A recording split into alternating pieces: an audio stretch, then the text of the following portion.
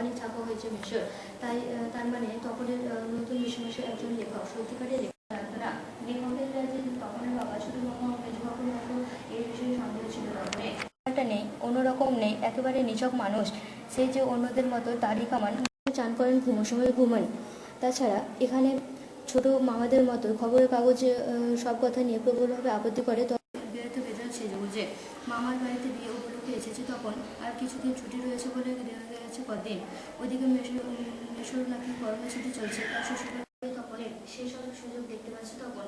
লেখক মানে কোনো আকাশ থেকে পড়া ঠিক নয়, তখনের মধ্যে একজন মানুষ। তবে তখনই কলেজের প্রফেশনাল, তখন ছুটি রয়েছে বলে সেই সুযোগের জন্য শ্বশুরবাড়িতে রয়ে গেছে কদিন। আরো নতুন বিশ্বাসে বুঝবে তো একই মধ্যে অদ্ভুত আছে।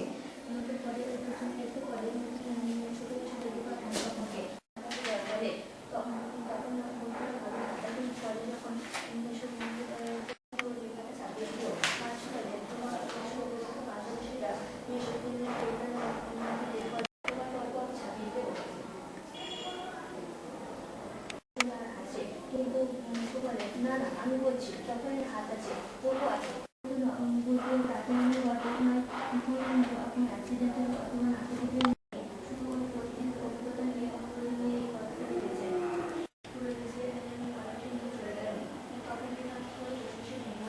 ব্যবস্থা করেছে। কাজের গল্প জিনিসটা যে কী তা জানতে বাকি নেই, শুধু একটাই জানা ছিল না, সেটা জানলো।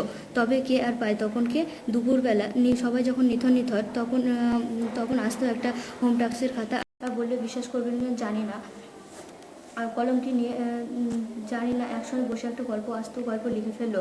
লেখার পর যখন পড়লো গায়ে গল্পের মতো লাগছে, তার মানে সত্যি একটা গল্প লিখে ফেলেছে তখন। তার মানে তখন একটু যে খাচ্ছি সে ছবিটা তুলবে এই বেশটা